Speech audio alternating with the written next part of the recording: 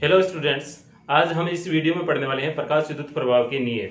प्रकाश विद्युत प्रभाव के नियम और प्रकाश विद्युत प्रभाव के जो नियम है उसको हम लेनार्ड के नियम भी बोलते हैं, या फिर हम इस प्रकार से भी इस टॉपिक को समझ सकते हैं कि जो प्रकाश विद्युत प्रभाव के लिए जो प्रायोगिक जो अध्ययन किया गया था उससे क्या निष्कर्ष निकले, उससे कौन कौन से तथ्य निकलकर हमारे सामने आए। ठीक है, उन तथ्यों के बारे में आप बताएं तो आपको यही बातें लिखनी है। प्रकाश विद्युत प्रभाव के नियम पूछे जाएं तो यही बातें लिखनी है, और लेनार्ड के नियम के बारे में पूछा जाए तो ये आपको यही बातें लिखनी है जो अभी हम समझने वाले हैं। ठीक है, तो सबसे जो पहली बात यह है कि जब हम धात्विक सतह पर उचित आवृत्ति का प्रकाश आपतित करवाते हैं, यानी कि आपके पास में एक धात्विक सतह है, पर आप थोड़ा सा टेक्निकल समझ लीजिए इसको। यह धात्विक सतह है, ठीक है। इस पर जैसे ही हम उचित आवृत्ति का प्रकाश आपतित करवाते हैं तो आपतित करवाने पर क्या होगा, यहां से इलेक्ट्रॉन उत्सर्जित होंगे। यहां से क्या होंगे, इलेक्ट्रॉन उत्सर्जित होंगे। ठीक है, इलेक्ट्रॉन उत्सर्जित हो गए यानी कि बाहर जाएं, यानी कुछ दूरी तय करें। इसके लिए हमें यह तय करना होगा कि जो आपतित प्रकाश की जो आवृत्ति है वह देली आवृत्ति से क्या होनी चाहिए, ज्यादा होनी चाहिए। ठीक है, ये हमें सुनिश्चित करना होगा। ठीक है, तो इससे जो पीछे वाली वीडियो में आपने क्या क्या चीजें देखी थी, यदि आपने पीछे वाला वीडियो नहीं देखा है तो आपसे एक बार रिक्वेस्ट है कि आप पहले पीछे वाला वीडियो देखें, उसके पश्चात यदि आप इसको देखते हैं तो आपका टॉपिक बिल्कुल एकदम मक्खन हो जाएगा आपका टॉपिक। तो देखें कैसे हो जाएगा।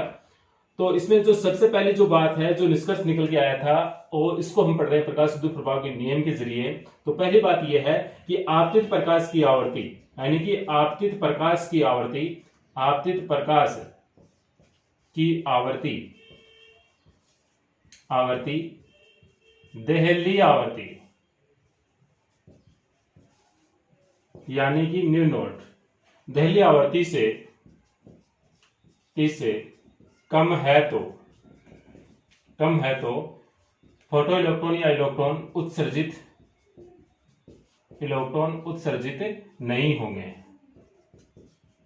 पहला पॉइंट तो ये। ठीक है, आपतित प्रकाश की आवृत्ति देहली आवृत्ति से कम है तो फोटो इलेक्ट्रॉन उत्सर्जित नहीं होंगे।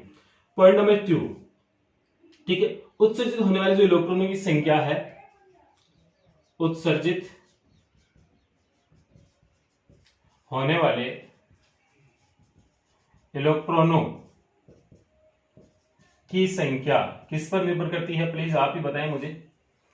ठीक है, यानी कि उत्सर्जित होने वाले इलेक्ट्रॉनों की जो संख्या है वो किस पर डिपेंड करती है, बताएं।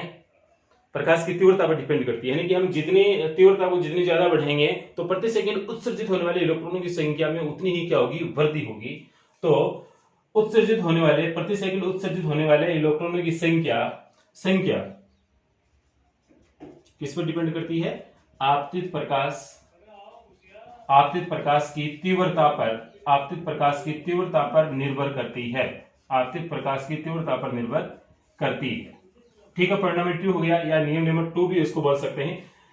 नियम नंबर 3, ठीक है, अब हम देख रहे थे कि जो उत्सर्जित होने वाले जो इलेक्ट्रॉन है उनकी जो गतिज ऊर्जा है वो किस पे डिपेंड करती है, आपतित प्रकाश की आवृत्ति पर डिपेंड करती है। यानी कि उत्सर्जित होने वाले इलेक्ट्रॉनों की जो गतिज ऊर्जा है वह किस पे डिपेंड करती है, आवृत्ति पर निर्भर करती है, न कि तीव्रता पर।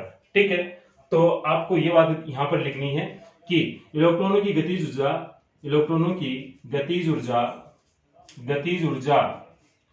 आपतित प्रकाश की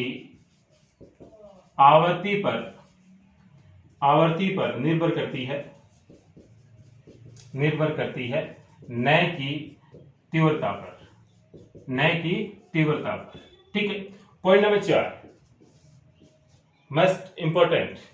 ठीक है, जैसे मान लीजिए कि इस पर प्रकाश को हमने आपतित करवाया, यानी कि जिसकी आवृत्ति उचित आवृत्ति है, यानी कि जिसकी आवृत्ति क्या है, आपतित प्रकाश की आवृत्ति न्यू है, वो देहली आवृत्ति से क्या ज्यादा है। तो जैसे हमने उचित आवृत्ति का प्रकाश आपतित करवाया तो प्रकाश आपतित करवाते ही यहां से तुरंत प्रभाव से इलेक्ट्रॉन उत्सर्जित हो जाएंगे। यानी कि कहने का मतलब है कि इलेक्ट्रॉनों को उत्सर्जित होने में समय नहीं लगेगा। ठीक है, समय नहीं लगेगा, इसको हम बोलेंगे समय पश्चा नहीं होगी। ठीक है, देखें आप इसको, धात्विक स्तर पर, धात्विक है जो मैं बोल रहा हूं वही लिख रहा हूं, राइटिंग समझ में नहीं आ रही तो आप सुन लीजिए। धात्विक स्तर पर उचित आवृत्ति का प्रकाश आपतित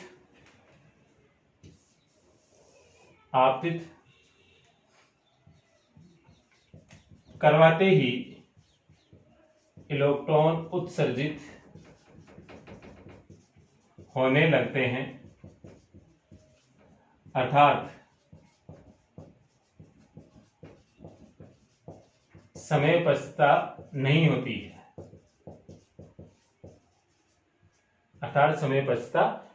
है, तो इस प्रकार से ये मैंने 4 नियम लिखे हैं और इन नियमों को हम क्या बोलते हैं, लेनार्ड के नियम भी बोल सकते हैं। लेनार्ड के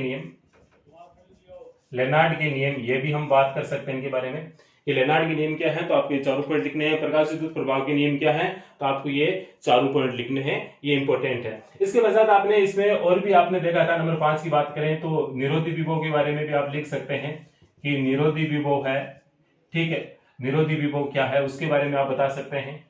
ये भी हम इसको प्रकाश विद्युत प्रभाव के नियमों में काउंट कर सकते हैं, ठीक है। इसकी जो गतिज ऊर्जा है, काइनेटिक एनर्जी है, गतिज ऊर्जा वो क्या होती है निरोधी विभव के रूप में, ये वाली यानी के मैक्सिमम यानी अधिकतम गतिज ऊर्जा होती है, वो निरोधी विभव में क्या संबंध होता है, ये वाला संबंध होता है, जिसके बारे में हम बता सकते हैं, ठीक है। तो इस प्रकार से कुल मिलाकर आपको मुख्य रूप से 4 बात तो ध्यान में रखनी है। नंबर 1, जैसे मैं याद कराने का तरीका क्या है, नंबर 1 तो देली आवृत्ति के बारे में बात करेंगे।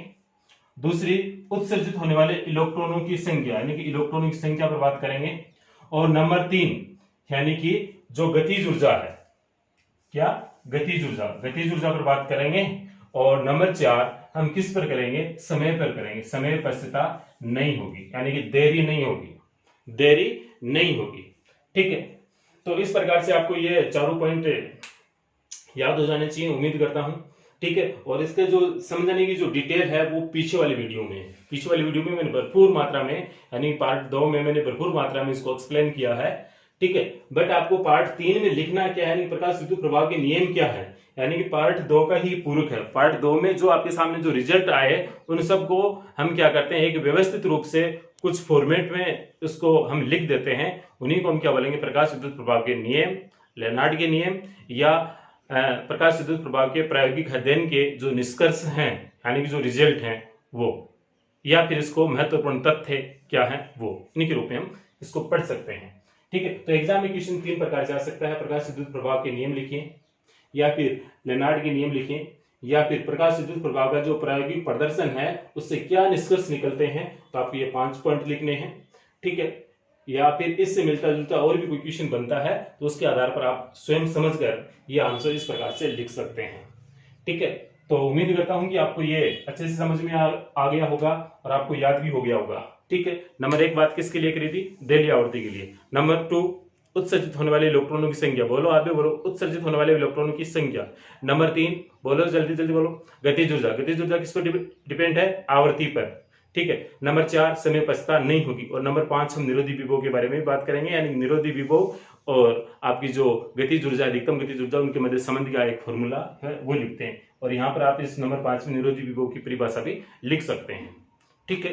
तो ये जो अब आगे जाकर जो इससे जो आगे वाला जो हम पॉइंट पढ़ने वाले, टॉपिक पढ़ने वाले हैं, उसमें बहुत ज्यादा कारगर सिद्ध होंगे आपके ये चारों पॉइंट, नंबर 1, 2, 3 और ये 4, ठीक है। तो कारगर सिद्ध होंगे, तो इसको आप पहले अभी याद कर लीजिए, ठीक है। और इससे आगे वाले पॉइंट में, इससे आगे वाले टॉपिक में हम इनका उल्टा पढ़ेंगे। जो सिद्धांत क्या रहा, असफल रहा, यानी कि विद्युत चुंबकीय तरंग सिद्धांत के आधार पर हम यदि प्रकाश विद्युत प्रभाव की व्याख्या करते हैं तो किस प्रकार से करेंगे, इसके जस्ट अपोजिट करेंगे, इसके जस्ट क्या करेंगे, अपोजिट करेंगे। बहुत ही छोटा सा टॉपिक है, इसके नेक्स्ट वाला वो भी आप जरूर देखिए। फिलहाल इस वीडियो में इतना ही है और वीडियो देखने के लिए थैंक यू।